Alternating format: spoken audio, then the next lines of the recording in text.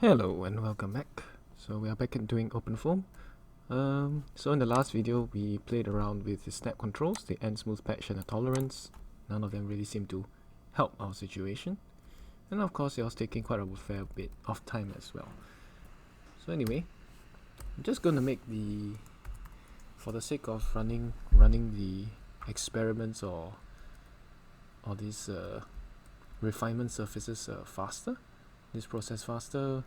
We know that refinement level of 0 and 5 is going to be really bad. So I'm just doing that to speed up calculations. So next thing we want to look at is end solve iterations and end relax iterations. These things, well, they're supposed to include improved mesh quality as well. So of course more is better for both of them. So end solve iteration, let's try shifting it to 100 and see what happens. Oh wait. Before that, should switch to 30 first, get some baseline. Okay, snappyHex. And do it very quickly. What is this? Control dict.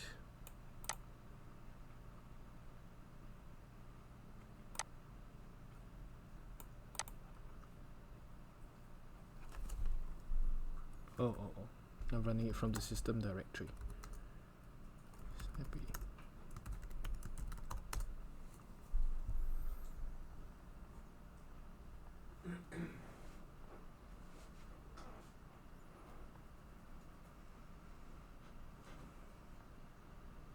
Should be done in a few seconds. Very quickly done.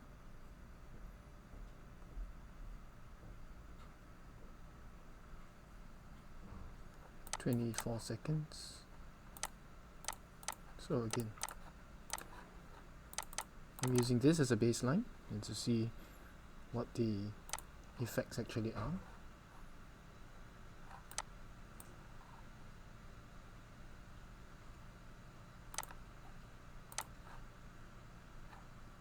Oops, wrong one.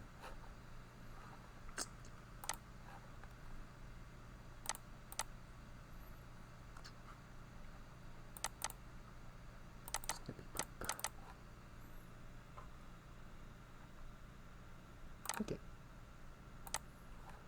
there we are. Approximately the same issues around here, so still gives us the same problem, except it calculates a lot faster. Okay.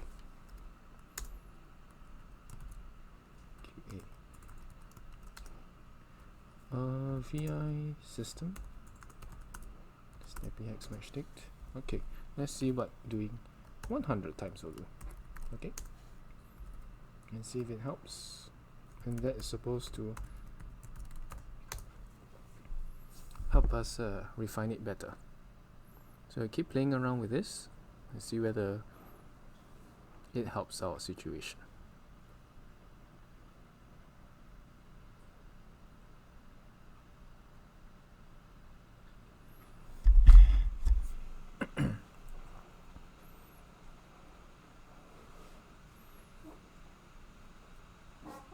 So again, running fairly quickly. Let's take a look, see whether anything changed. Anything has changed.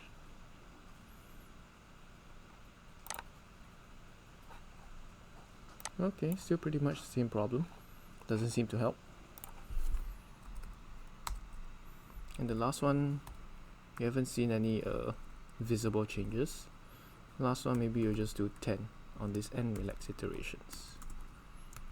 Okay, so just a routine run.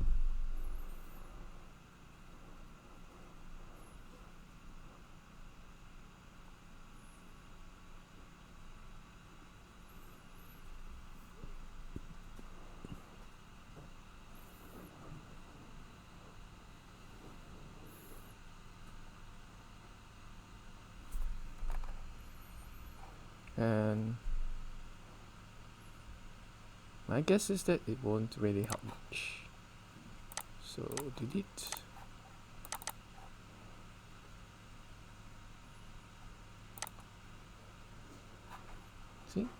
Still the same old shit and same old problem.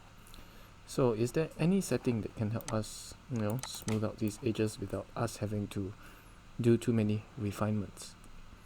Well, there's one more thing you can try. That is found in the snapping to surfaces kind of thing, and it's called end feature snap. So it's snapping based on the features. What are these features? So let's draw this again. Draw this cylinder.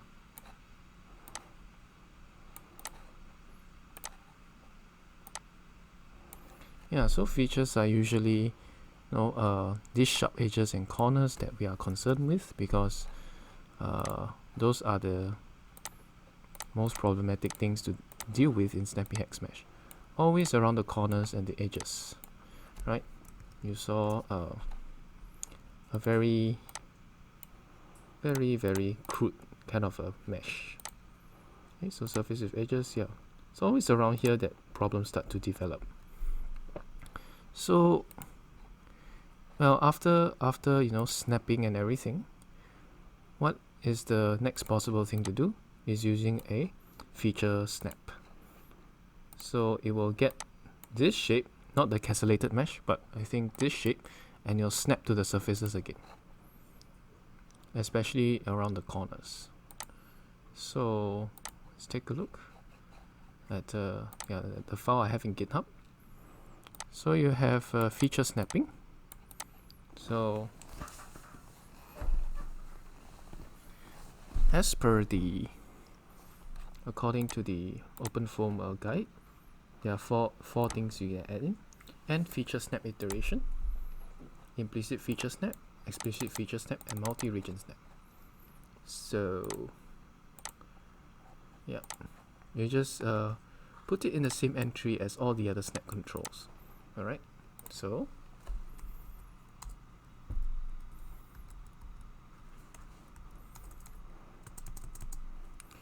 okay, first thing is end feature snap iterations.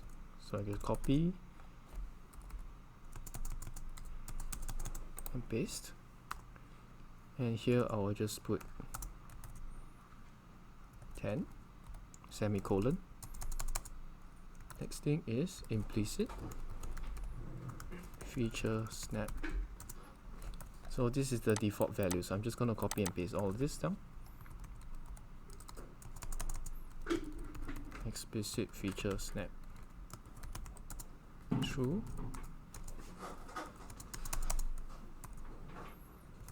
Multi-region feature snap. These are the default values. I'm going to write them in. So what is implicit feature snap? What's explicit feature snap? Now again, all this has to do with the smoothing of the edges. So as you see, the mesh doesn't really conform well to the edges. There's lots of problems there. So we kind of need to snap them again, not from the castellated mesh. So originally we snap using this castellated mesh, which is this very blocky diagram. But after snapping, we kind of get this funny shape, and we probably need to snap again, especially around the features, around these edges. So what usually helps us is, in the old program, or rather the older way of doing this was to extract surface features manually. Surface feature. So you have this kind of things. You have this part of the thing called features, and then you use a surface feature extract. Now that's a very roundabout way. There's an automated way.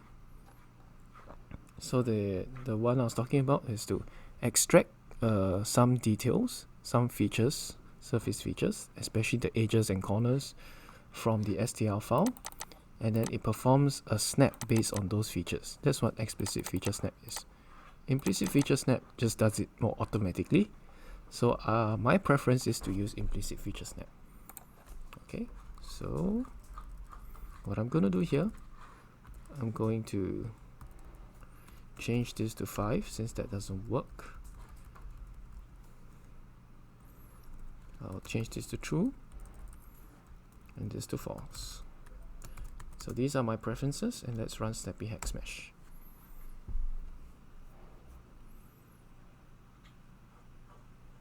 So it'll probably take a little longer, but hopefully we'll get a better mesh quality overall that follows the surface very closely.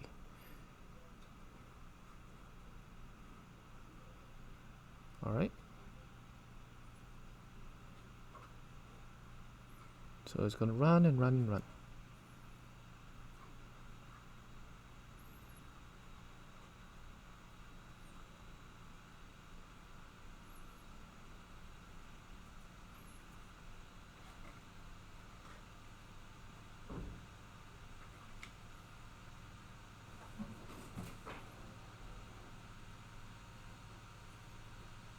Okay, 50 seconds. Now let's see what it looks like, whether this is actually effective.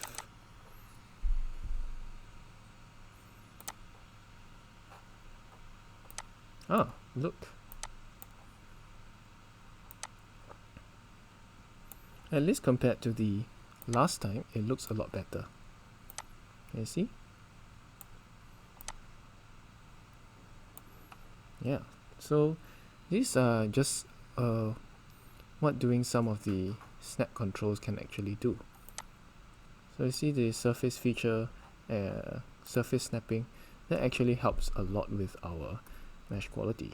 So, well, maybe we will put this maybe to 100 and let's see what happens. So this is the last time before I conclude this snap controls. So these are some things we can play around with. Can look at the guide for more details, but most importantly we know this surface implicit feature snap. This is one of the most important things to help us capture the quality, to have a good quality mesh around the corners. Of course, the other way is to have very good refinement, and that will help as well, but that takes way longer than, say, doing this. Okay, so we're gonna let it run a while.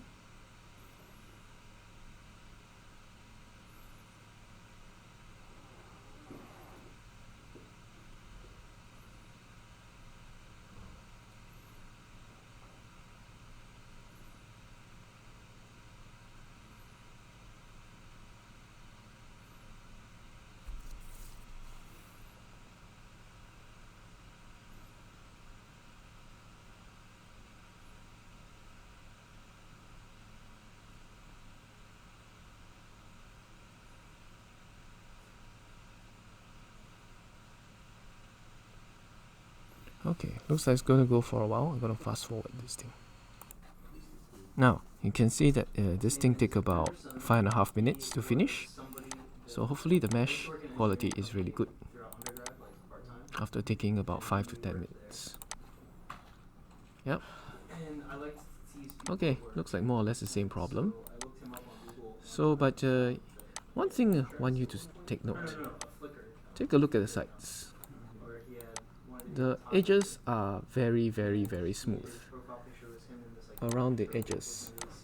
This was very, very unlike the earlier cases where we had we had the problem of having all these funny features that come up on the edges. Let me see whether I can shift it here and there. Pick center. Yeah, much better. Yeah,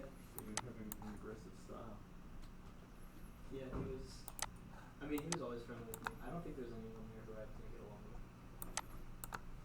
Yeah. I don't think it helped him. So normally we will have it's going away.